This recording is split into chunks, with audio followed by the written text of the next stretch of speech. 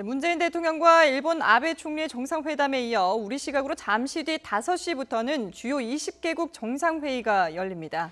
네, 두 분 전문가 모시고 자세한 얘기 나누겠습니다. 김기호 경기대 정치전문대학원 교수, 김한권 국립외교원 교수 나와 있습니다. 안녕하십니까? 네, 안녕하십니까? 네. 자, 먼저 일정대로라면은 4시 20분, 우리 시각으로 4시 20분부터 한일 정상회담이 열리고 있는 상황인데요. 아직 회담이 끝났는지 여부가 알려지진 않고 있습니다. 어떤 얘기들이 오고 갈지 좀 전망을 해본다면 어떨까요? 예, 한일 정상회담은 역시 한국의 그리고 일본의 최고 지도자가 공식적으로 처음 만나는 자리이기 때문에 일단 조심스러운 상견례 자리가 될 것 같습니다. 네. 하지만 한국에서 본다면은 한일 위안부 합의 문제 그리고 북핵 문제에 대해서 어떻게 대응할 것이냐, 특히 최근에 있었던 ICBM 발사 실험에 대해서 이미 한미일에서 한번 논의가 있었습니다만 네. 한일 사이에서 협력해야 될 부분을 확인하는 그런 작업들을 할 것 같습니다. 예. 네, 자 아무래도 조심스러운 만남이 되지 않겠느냐. 그리고 네. 한일 위안부 문제와 더불어서 대북 문제까지 두루 얘기가 나올 수도 있겠다 이런 전망을 해봤는데 저희가 내용이 전해지면 또 전해드리기로 하고요. 예. 자 이제 몇 분 남지 않았습니다. 우리 시각으로 오후 5시면은 G20 정상회의가 개막을 하는데요. 여기서 좀 주목되는 부분이 자 첫 번째 세션이 시작이 되고 문재인 대통령이 선도 발언을 한다 이렇게 전해졌습니다. 네. 어떤 의미가 있는 건가요? 이번에 그 큰 주제가 이 보호무역이나 이런 거를 막고 세계가 서로 연계된 그런 경제 체제를 구축하자 그러는데 제1세션의 주제가 글로벌 경제, 글로벌 금융입니다. 예. 네. 그래서 문재인 대통령이 선도 발언을 한다는 것은 우리가 큰 세미나나 국제회의에서 마치 기조연설을 하는 것 같거든요. 근데 이제 이 G20 국가를 구성을 보면은 7개 국가가 G7 선진 경제국이고 거기에 EU가 들어 G8이거든요. 네. 그다음에 12개 신흥국인데 그중에서 대한민국이 상당히 앞에 있다. 그 좀 국제사회 G20에서 우리 대한민국을 예우해 주는 거죠. 예, 그래서 또 문재인 대통령의 또 사람 중심 경제 또 이런 거에 대한 또 관심 그런 걸 좀 표명했다고 할까 그렇게 평가할 수 있겠습니다. 그러면 오늘 어떤 메시지를 내놓을까요? 근데 저 방금 제가 말씀드렸지만 네. 문재인 대통령은 지금 그 사람 중심 경제라는 네. 그런 그 새 정부의 그 경제 기조를 특히 지금 트럼프 대통령이나 또 영국 같은 거 지금 보호무역주의가 지금 많이 좀 고립주의라든지 신고립주의 국제사회에서 이런 게 만연하고 있지 않습니까? 이런 거에 대해서 또 FTA를 뭐 다시 협상 안 되니까 압력을 많이 받고 있지 않습니까? 이런 거에 대해서 공정한 무역 질서 또는 자유무역 질서 확대 지지 이런 곳의 입장을 피력할 것으로 그런 전망이 됩니다. 네, 아무래도 트럼프 미국 대통령이 주장하고 있는 보호무역주의에 좀 반대되는 입장을 내놓지 않겠느냐 이런 전망을 해주셨는데 지금 경제 세션에서 문재인 대통령이 이제 기조연설, 그러니까 네. 선도 발언을 하고요. 이후에 또 예정되어 있는 세션이 테러와 관련된 세션이 예정되어 있더라고요. 여기서 대북 문제가 거론이 될 것이냐 이 부분도 좀 관심인 것 같아요. 예, 이번 제1세션 또 우리 교수님께서 말씀해 주신 대로 한국의 문재인 대통령께서 선도 발언을 통해서 국제사회에 한국의 입장을 알리고 또 한국의 경제 정책의 큰 전망을 하는 그런 자리가 되고요. 예. 이 세션 들어가면은 역시 말씀해 주신 대로 안보적인 문제에 관해서 다뤄질 것 같습니다. 역시 유럽에서 관심을 갖고 있는 대테러에 관한 문제 그리고 난민들에 관한 문제도 다루어질 것이고요. 우리 한국의 입장에서 본다면은 얼마 전에 있었던 북한의 ICBM 테스트에 관해서 국제사회가 분명한 경고와 함께 단합된 모습으로 제재와 압박을 가해야 된다라는 입장을 전달할 것 같습니다. 예. 제가 하나 좀 예, 예. 추가 말씀드리면은 네. 지금 국제사회가 대재앙으로 여기는 게 불량 테러 집단이 대량 살상 무기를 불법으로 휴대해서 최고의 대량 살상을 하는 그런 일이 벌어지는 걸 막는 겁니다. 지금 근데 북한도 불량 집단 아니겠습니까? 또 IS 같은 것도 불량 집단이고. 근데 북한이 이란이나 뭐 또는 그 파키스탄 이런 거에 핵미사일 커넥션 같은 게 의문되지 않습니까? 이런 상황에서 북한이 연일 ICBM이나 핵실험을 하고 그러니까 또 어디 한미일 회담에서 이미 또 대북 공조를 또 강화하기로 합의를 했고 그래서 예. 아마 이번 G20 회의에서 주 의제는 아니지만 추가 의제로 예. 이 테러와 연장선상에서 북핵 문제에 대한 공동 대응 이런 것을 성명으로 유도하는 것을 굉장히 노력할 것 같습니다. 예. 네. 말씀하신 것처럼 사실 G20 정상회의가 사실은 세계 경제 협력을 위한 회의지 아니겠습니까? 그렇죠. 그런데 아무래도 이제 각국 주요 정상들이 다 모이는 자리다 보니까 경제뿐만 아니라 이 외교, 뭐 국제사회에 관련된 전반적인 얘기들을 나눌 수 있는 그런 자리가 되는 것 같은데요.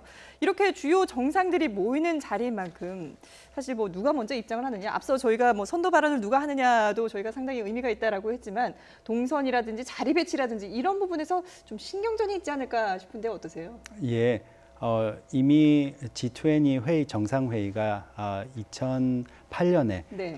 미국발 금융위기가 유럽으로 번진 이후에 점차 2011년부터 연례 회의로서 자리를 잡았습니다. 그러다 보니 관례가 생겼고요. 그 관례에 따르면은 국가 수반이라고 할 수 있는 국왕 등이 예. 우선 자리가 배치되고요. 그다음 행정부의 수반이라고 할 수 있는 대통령 그리고 총리 등의 순으로 자리가 배치됩니다. 네. 그 외 국제기구의 수장들이 배치가 되고요.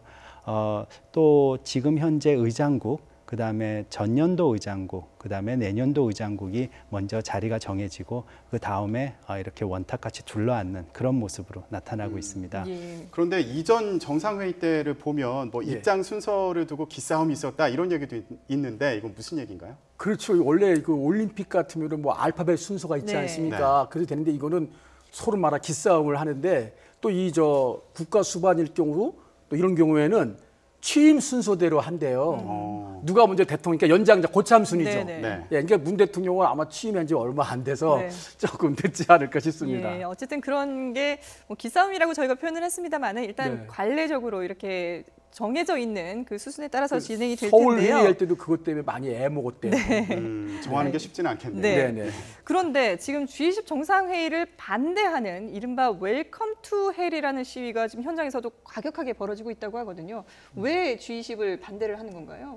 예, 웰컴 투 헬이라는 표현은 일단 독일의 함부르크 지역이 지옥과 같이 변했다라는 그런 시위대들의 표현이 우선인데요. 네. 그럼 네. 왜 이런 곳을, 이 좋은 곳을 지옥이라고 부르느냐? 그것은 기후변화, 테러, 그다음에 기아 등등의 문제로 생각하는 것 이상으로 시민들이 우리 인류 사회의 생활이 나빠지고 있는 부분들이 많이 나타나기 때문입니다. 네. 네. 이들은 그런 거에 대한 시위를 하고 있는데요. 이거에 대한 근본적인 원인이 G20를 그러니까 주요 20개국들이 실질적으로는 세계 경제와 분배에 대해서 얘기한다지만은 자신들이 유리한 경제적인 모습으로 세계 경제를 이끌어가기 때문에 예상 못한 기아나 테러 이런 난민들이 발생하기 때문에 이런 부분을 조금 더 생각하고 검토해야 된다라는 강한 주장으로서 나타나고 있습니다. 예. 네. 지금 저희가 보여드리는 화면이 네. 한일 정상회담 당시에 찍은 사진이 방금 들어와서 네. 보여드리고 있는데요. 조금 전에 네. 한일 정상회담 문재인 대통령과 아베 총리가 만나는 장면이 사진으로 일단 먼저 들어왔습니다. 네. 아직까지 두 정상이 어떤 내용으로 대화를 나눴는지 그 구체적인 내용은 전해지지 않고 있는데요. 일단 뭐 이 두 정상이 악수를 하면서 화기애애한 모습은 연출을 했네요. 그렇죠. 예. 네.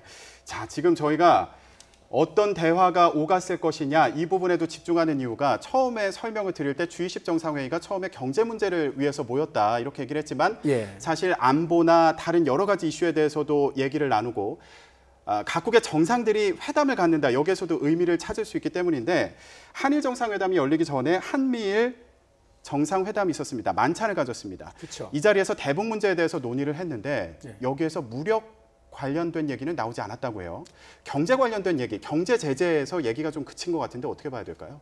그 무력 제재를 이 만찬을 겸한 정상 회동이지 않았습니까? 네. 네. 이 무력 제재 같은 군사적 옵션은 저도 작전 기획 과정을 했지만 좀 비밀리에 수립되는 경우가 많거든요. 네. 이런 걸 공개적인 석상에서 논하기는 좀 쉬운 의제는 아니거든요. 네. 다만 최대의 압박과 관여 제재를 할 때 아직도 많이 공조가 좀 느슨하다. 그러니 이번 우리 한미일이 합심해서 G20 국가들로 하여금 완벽한 대북 공조를 하도록 유도하자. 특히 예. 중국이 아직도 역할을 제대로 하지 않고 있으니 중국과 러시아를 설득해서 대북 제재를 더욱 강화하도록 하자. 네. 이런 데 이제 합의를 보고 예. 이제 무력 제재에 관한 건 논의를 안 했다는 건데 사실은 속으로는 미국 같은 데서 발전시키고 있을 것입니다. 예. 아. 근데 뭐 무력 부분은 일단 저희가 뒤에 좀 얘기를 해보도록 하고 방금 말씀하신 것처럼 경제 제재를 가한다고 했는데 중국이 북한을 지금 지원해주는 그런 상황들을 저희가 이제 암암리 다 알고 있지 않습니까? 근데 이런 기업들마저도 이제 제재를 가하겠다 이런 강경한 입장을 나타냈다고 하는데요. 예. 그 이상 좀 진전된 경제 제재라고 봐야 될까요? 예, 저는 미국이 쓸 수 있는 중국을 압박해서 중국이 북한에 대해서 제재와 압박을 강화할 수 있는 조치들이 그런 카드들이 네. 몇 가지 남아 있다라고 생각합니다. 특히 말씀해 주신 대로 중국은 이미 미국은 세컨더리 보이콧의 시작점으로 네. 단둥은행을 포함해서 2개의 중국 기업과 2명의 중국인을 제재를 가했습니다. 그 세컨더리 네. 보이콧은 북한을 지원하는 다른 제3국까지도 이제 제재를 하겠다라는 거죠. 예. 그렇습니다. 그리고 4월에 한미 정상회담 이후에 미중 우호 관계를 유지하기 위해서 묻어두었던 카드들, 네. 즉 무역 불균형과 관계된 카드들을 다시 꺼낼 수 있는데요. 거기에는 관세 문제, 지적재산권 문제, 그리고 환율 조작국 시비 등과 같이 미국이 이런 강한 경제적 카드를 사용함으로써 중국으로 하여금 자국의 기업과 은행들을 보호하면서 경제적 이익을 보호할지 아니면 북한에 대한 전략적 이익을 보호할지의 선택을 요구하는 강한 경제적 압박을 할 수 있을 것으로 생각됩니다. 네. 그럼 이런 교수님은, 경제적 압박을 거론을 하다가 어느 시점이 되면은 앞서 뭐 미국이 좀 만지작거리고 군사적인 도발까지도 그렇죠. 만지작거리고 있을 것이다라고 미국 돈 말씀하셨는데 혹시 10센트를 뭐라고 부르는지 아세요? 뭐라고 부르나요? 다임. 다임. 네. 제가 그 한미연합사에서 작전 계획과장 할 때 미국은 상대국에 대한 계획을 수립할 때 항시 다임이라는 4가지 요소를 고려합니다. 네. 이거는 외교, 경제, 정보, 군사 그 첫 영어 글자를 딴 거거든요. 네. 뭐 디플로머시, 뭐 인포메이션, 인텔리, 뭐 또 밀리터리 이코노미라고 대개 순서는 외교적 압박을 경제적 압박과 동시에 병행하면서 하거든요. 제재를 강화하면서. 네. 그러면서 이제 무력 순위로 갈 것 같으면은 정보 수준을 대폭 증가시켜가지고 상대방을 혼이 들어 군부대가 어디에 배치됐고 어디에 뭐가 있는가 저기 나오죠 외교적 네네. 군사 그러면서 저 군사적 옵션을 수립을 하게 됩니다. 네. 근데 군사적 옵션도 처음부터 바로 선제 타격이나 예방 타격을 하는 게 아니라 지금 무력 연합 훈련을 하고 무력 시위 한미 연합 훈련을 어제도 네네. 오늘도 하고 있지 않습니까? 네. 게다가 안 되면 이제 해상을 봉쇄한다든가 마지막 단계 가서 그래도 말 안 들으면 너가 죽을지도 몰라. 지휘부를 공격한다든가 네. 아니면 핵시설을 그대로 타격하는 이른바 진짜 레드라인 그거죠. 네. 그러니까 지금 설명을 들어보면 북한에 대한 압박이 강화될 수 있다. 이렇게 이제 설명을 해 주신 건데 네. 지금 또 한쪽에서 나오는 얘기가 아까 교수님께서 설명해 주신 부분은 중국에 대한 경제적인 제재가 다양한 방법이 있다고 말씀을 해 주셨거든요. 자, 그 부분이 이제 원유 공급을 줄여라. 이렇게 협조 요청을 할 수도 있고요. 그런데 한편으로는 안 그러면 중국 기업에 대한 제재도 강화할 거다. 이렇게 압박을 하고 협박을 하는 이런 방식으로 중국에 대한 압박을 늘려갈 수 있다. 이 2가지가 같이 나오는 것 같아요. 그러니까 협조를 해달라고 그렇죠. 요청하면서 압박도 강화하는. 지금 사실은 지난번 4월 한중 정상회담 할 때 남중국해 문제 이런 것들 있어가지고 미국과 중국의 협조가 굉장히 잘 되는 것처럼 보였어요. 네. 근데 이후에 뭐 대만에 무기를 판매한다든가 뭐 여러 가지 문제가 나오면서 지금 미국과 중국의 갈등이 점점 증가하고 있습니다. 그러면서 지금 미국이 심지어 중국이 제 역할을 트럼프가 트윗에 그 얘기했지 않습니까? 네네. 중국이 제 역할을 하지 않고 있다. 네. 그래서 이제 교역량 문제까지 좀 거늘고 나오고 있거든요. 네. 사실은 얼마 전에 4월 20일 날 북한이 핵실험 하려고 그랬다 그래요. 중국이 4월 18일 날 이틀 전에 국경을 그럼 봉쇄하겠다. 그래서 육체 핵실험을 안 했다 그러거든요. 야, 니네 이렇게까지 할 수 있는데 왜 안 하는 거야? 이미 2321호나 또 2365호 같은 데 보면은 석탄의 양이나 돈을 규제하게 돼 있거든요. 그래도 지난 1분기 보면은 오히려 더 증가하고 있거든요. 이런 현상을 들어가지고 중국에 대한 방금 말씀하신 교육 문제를 압박할 가능성이 높습니다. 네. 예. 자, 저희가 한일 정상회담 관련돼서도 중간중간에 말씀을 드렸는데 네. 시간이 조금 늦어져서 조금 전에 한일 정상회담이 시작됐다고 그러고요. 지금 발언 내용이 들어왔습니다. 네, 문재인 대통령이 한미일 만찬에서 의미 있는 회동을 했다. 그리고 자주 만나서 깊이 있는 대화를 나누자라고 얘기를 했다고 합니다. 여기에 대해서 네. 아베 총리가 미래지향적인 한일 관계를 만들고 또 북한 문제 같은 이 지역 안정을 위한 문제를 같이 공조해 나가자 이렇게 화답을 했다고 합니다. 네.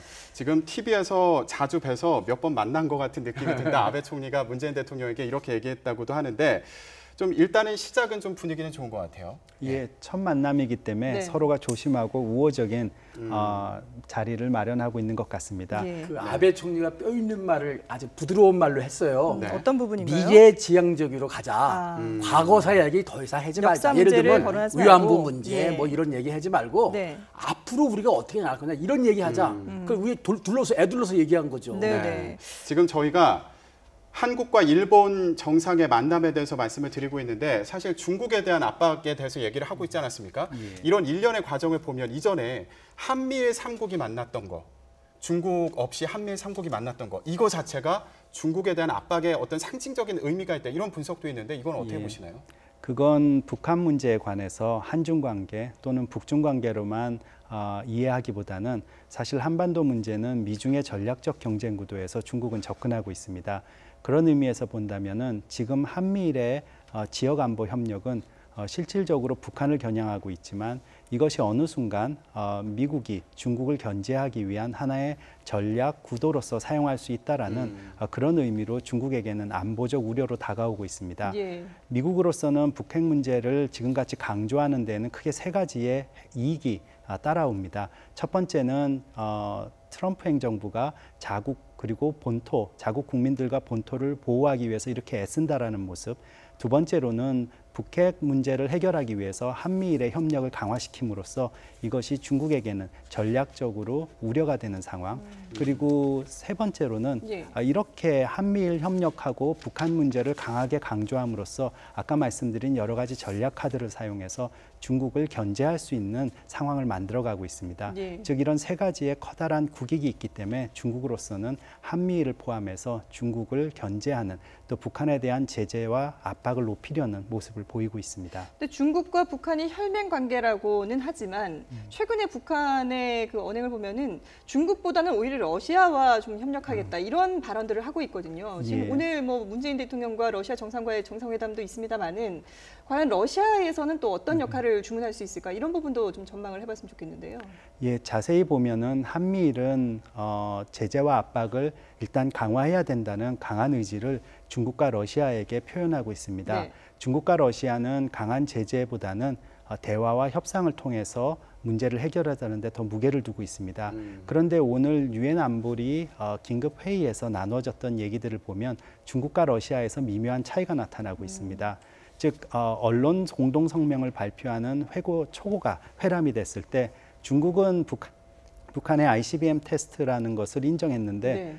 러시아는 이것이 ICBM이 아니고 네. 그러니까 대륙간 탄도미사일이 아니고 중거리 탄도미사일이다라고 얘기를 했습니다. 즉 중국과 러시아 사이에서도 제재 조치와 압박에 대한 수위 조절을 위해서 약간의 이견이 벌어지고 있습니다. 네. 네. 그런 의미에서 본다면은 지금 전체적인 의미에서 한국이 러시아가 또 다른 북한의 탈출구로서의 역할을 하지 않기 위해서 국제사회에 단 준엄한 경고와 또 북러 관계에서 북핵 문제에 관해서는 한국의 입장에 손을 들어 달라라는 그런 주문을 한러 정상회담에서 요구할 수 있을 것 같습니다. 네. 예. 김교 교수님, 네. 지금 설명을 들어보면 중국과 러시아가 입장이 미묘하게 차이가 있다는 이제 설명인데요. 네. 그 배경도 궁금하고 그렇다면 이 입장 차이를 우리 정부에서는 어떻게 이용할 수 있을까? 이것도 궁금하거든요. 예, 지금 그 질문이 너무 정말 미묘하고 날카로운 질문이요. 우리 김 박사님이 너무 답변을 잘해 주신 것 같아요. 거기서 제가 첨언한다 그러면은 러시아는 북한을 이용해서 동북아에서 주도권을 확보하려고 하거든요. 또 남진 쪽에서도 북한의 석탄이나 철도 같은 걸 이용하려고 그러고요. 또 중국은 미국과의 경쟁 관계에 있어서 북한을 더 지배하려고 하고 있거든요. 그래서 북한이 망하는 거는 안 보려고 그러거든요. 즉 북한과 없이 미국과 맞닥뜨리는 것만큼은 최후 수단으로 안 하려고 그러거든요. 예. 북한이 이걸 알고 이용하고 있거든요. 중국이 우리를 아무리 쪼일려도 니네가 우리 죽이지는 못할 것이다. 죽이려면 죽여라. 네. 니네가 원유 중단한다고 할 때면 해봐. 뭐 이런 식으로 세게 나오거든요. 그리고 네. 중국과 러시아와 육지로 접속해 있지 않습니까? 네.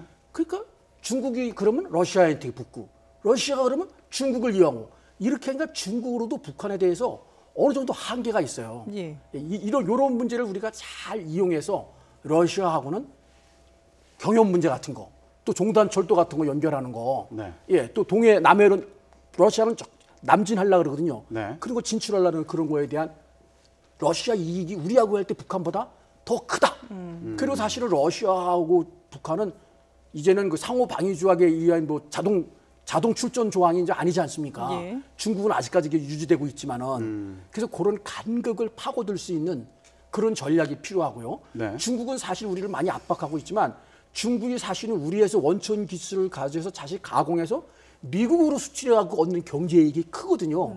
장기적으로 이렇게 가면은 북핵 문제가 있으면 니네한테도 나쁘다. 네. 그리고 북한이 언제 자꾸만 너한테도 막 비수를 꼴릴 때가 가끔 있지 않냐. 이렇게 도와줬는데 그러면서 북중 사이를 약간 또 이렇게 북한이 통미봉남하고 그러듯이 네. 저희도 중국과 러시아 이런 간극을 북한과의 간극을 파고들 필요가 있습니다. 예, 네. 상당히 쉽지 않은 외교 전략들을 세워야 될 것 같은데요. 그렇죠. 그런 이 주변 국가들과의 관계에서도 그렇고 북한과의 관계에서도 그렇고 우리가 주도권을 잡기 위해서 사실 어제 문재인 대통령이 그 신베를린 선언에서도 상당히 의미 있는 얘기들을 많이 하지 않았습니까? 앞으로 어떤 좀 정책들을 펼쳐나가야 될까요? 예, 일단 북한의 핵과 미사일 위협에 대해서는 주변 국가들 또 나아가서는 국제사회가 단합해서 엄중한 경고와 그리고 일정 수준 이상의 제재와 조치를 가함으로써 북한으로 하여금 비핵화를 의제로 한 대화와 협상의 자리에 나와야 될 것입니다. 예. 만약 이것이 현재 상황에서 현실적으로 가능성이 낮다면은 우리 대통령께서 말씀하신 대로 1단계, 2단계로 나와서 동결을 입구로 그리고 비핵화를 출구로 삼는 대화와 협상의 자리로 북한을 유도해야 될 겁니다. 예. 네. 단 그러는 가운데에서 한국은 멀리 한반도의 평화 정착과 또 나아가서는 평화 통일의 기반을 쌓는다는 의미에서 남북한의 교류도 주도적으로 이끌어 나가야 될 어찌 보면 역사적 의무와 국제사회에 기여할 부분을 갖고 있습니다. 대화와 협상의 그 채널에 북한을 어떻게 끌어들이냐가 상당히 중요할 것 같은데요. 예. 어떤 방법으로 좀 유인을 할 수가 있을까요? 먼저 우리가 생각했던 것은 비정치적인 교류였습니다. 예. 네. 아쉽게도 북한의 ICBM 테스트가 있어서 거의 무산이 됐지만은 바로 G20 주요 20개국 정상회담 가기 직전에 동계올림픽과 관련해서 네. IOC 토마스 바하 IOC 위원장과 만나서 북한의 평창 동계올림픽에 참여를 협조를 구했었습니다. 예. 즉 이런 스포츠 외교, 문화 외교, 또 인류애적인 의료와 그 다음에 그 음식을 포함한 영양을 공급하는 외교 등을 통해서 즉 비정치적, 비군사안보적 교류를 통해서 일단 네. 대화의 기틀을 마련한다는 그런 모습이 필요할 것 같습니다. 네. 지금 그런 기틀을 마련하기 위해서 문재인 대통령이 제안한 것 중에 지금 내용을 보면 올해 안에 이산가족 상봉, 뭐 성묘, 그리고 뭐 동계올림픽에 북한이 출전하는 문제 이런 것들을 제안했는데 지금 네. 상황을 볼 때 이게 좀 가능한 상황인지 좀 짚어봐야 될 것 같아요. 제가 볼 때는 오면 좋겠지만 가능성은 굉장히 낮다고 봅니다. 만약에 된다면은 그 선수 공동 입장 정도, 그거는 가능할지 모르지만 예. 이 선수 단일팀 구성이나 이런 거는 또 출전권을 획득해야 되는 그런 현실적인 문제가 있는데 그렇죠. 북한이 현재 출전권을 얻은 건 없거든요. 네. 그리고 장 위원장도 아무리 스포츠라 그래도 정치가 먼저 선결이 돼야 될 수 있다 이런 말을 했거든요.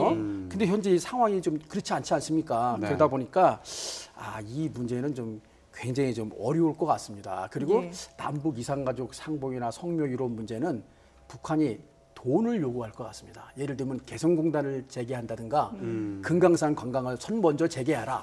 사실은 지난번에도 적십자 회담 되고 그거 될 때 중단된 이유가 개성공단 재개 문제하고 금강산 그것 때문에 스톱이 됐었거든요. 그럼 그거에 대해서는 돈을 가져오면은 제한적으로 열어주겠죠. 예, 그런 게 명확히 보일 때 할 겁니다. 예. 지금 현재 시간 우리 시각으로 5시 19분을 지나고 있는데 예정대로라면은 오후 5시부터 G20 정상회의의 공식 환영식이 이제 공식 행사가 시작이 되는 거였는데 앞서서 저희가 전해드린 것처럼 한일 정상회담이 조금 지연되면서 늦게 시작이 되면서 아마 G20 정상회의도 좀 늦게 시작하지 않을까 예상이 되는데 과연 이런 부분들 대북 관련된 이런 문제들에 대해서 각국 정상들이 어느 정도까지 논의를 심도 있게 할 수 있고 또 과연 공동 성명 채택이라는 이런 결과까지 이뤄낼 수 있을까 이런 부분도 한번 전망을 해봐야 될 것 같아요. 예, 저는 비슷한 예로 2015년에 터키에서 개최됐던 주요 20개국 정상회의의 상황을 한번 되짚어보고 싶습니다. 예. 네. 그때 그 정상회의 직전에 ISIS가 일으킨 프랑스에서 대테러 사건이 일어났습니다. 그러다 보니까 당시 경제를 중심으로 논의를 하지만 결국 안보나 대테러 관한 문제들도 심각하게 논의가 됐었습니다. 예. 지금 우리 이번 12회 독일에서 일어나고 있는 주요 20개국 정상회의에서 직전에 북한의 ICBM 테스트가 있었고 이 부분에 관해서 미국을 포함한 주요 국가들이 많은 관심을 나타내고 있습니다. 네. 그렇기 때문에 단합된 성명이 발표되긴 어렵더라도 공동 성명의 일정 부분 포함될 것으로 저는 예상합니다. 예. 네. 교수님은 어떻게 전망하세요? 사실 우리는 그랬으면 좋겠죠. 네. 근데 북한 핵미사일 문제에 대해서 우리나라, 일본, 미국, 또 중국도 골칫거리, 위협이나 골칫거리로 여기고 있지만 독일이나 프랑스, 영국은 사실은 그게 테러리즘이라는 거에서는 관심이지만 예.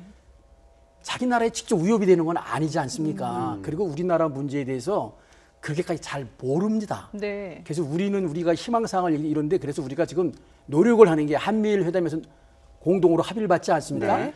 여기 나라들에 대해서 이런 실상을 정확히 알리고 같이 규탄 성명이라든지 의견을 규합하는데 그 다자외교가 중요한 거거든요. 그런 노력이 필요하다는 겁니다. 그래서 저희가 지금 현장 화면을 보여드리고 있는데요. G20 정상회의에 각국 정상들이 지금 이제 개최국이 열리고 있는 독일 메르켈 총리가 지금 마중을 하고 있고요. 맞이하면서 각국 정상들이 한 명씩 들어오고 있습니다. 조금 전에 앞서 한일 정상회담을 마친 아베 총리의 모습도 보였고요. 이렇게 이제 악수를 나누고 한 명 한 명 입장을 한 다음에는 어떻게 진행이 되나요? 예, 공식 환영 행사가 끝나고 나면 네. 비공개 세션이 하나 열립니다. 보통 그런 부분에서 아마 군사 안보적인 예라든가 또는 대테러에 관한 부분 또 가능하다면 북한에 관한 문제들도 다루어질 수 있을 것이라고 생각됩니다. 예. 네. 그 이후에는 공식 행사로 제1세션, 제2세션이 이어집니다. 김기호 교수님. 네. 저희가 이제 G20 정상회의가 이제 공식적으로 막을 올리는 상황인데 그렇죠. 계속 얘기가 나오는 부분이 문재인 대통령이 대북 문제, 한반도 문제에 대해서 운전석에 앉았다. 네. 한미 정상회담 이후부터 그 얘기가 계속 반복돼서 나오고 있습니다. 자, 한미일 정상회담에서도 이 부분을 재확인했다 이런 평가가 나오고 있는데 이걸 유지하기 위해서는 사실 북한과 직접적인 소통이 문재인 정부에서 이루어져야 되는 거 아니냐 이런 지적도 나오고 있거든요. 첫 번째 먼저 운전석에 앉았다, 주도권을 가졌다는 거에 대해서 저는 조금 달리 생각을 하거든요. 예. 이 동북아 문제나 북한 문제에 대해서 주도권을 가졌다는 게 아니라 이 남북 대화 재개 이런 점에서 북한 비핵화를 목표로 하는 그런 올바른 조건 하에서 먼저 이렇게 할 수 있는 선도권을 가졌다. 이렇게 해석하는 게 좋을 것 같고요. 네. 또 방금 말씀하신 것처럼 운전석에 앉아서 운전을 잘하려면은 상대방이 내 운전을 좀 받아줘야 될 거 아닙니까? 근데 상대방은 전혀 그런 뜻이 없고 우리는 핵 보유국의 지인이니까 핵 문제 가지고 거론하려면 아예 대화할 생각조차 하지 말라. 이렇게 나오니까 우리가 하는 건 하나의 꿈이고 희망적 사항이지 상대가 안 받아서 현실적으로 어려운 거 아니겠습니까? 예. 그리고 지금 국제 공조 체제가 또 미국이 또 느끼는 ICBM 문제가 55년 만에 쿠바에 배치된 미사일 위기까지 느끼고 있거든요. 그러니까 이렇게 사실 우리가 제일 위험한데 전에 우리가 염려한 거는 우리는 비핵화하고 미국이 동결할까 봐 그걸 걱정했거든요. 네. 근데 지금 반대로 미국은 비핵화 전에는 대화 안 한다고 우리는 우선 동결, 물론 끝까지 가지만 동결하겠습니까? 제가 생각할 때 김정은이가 내가 죽는다, 북한이 망한다는 그게 들증에는 절대 동결 안 할 겁니다. 예, 알겠습니다.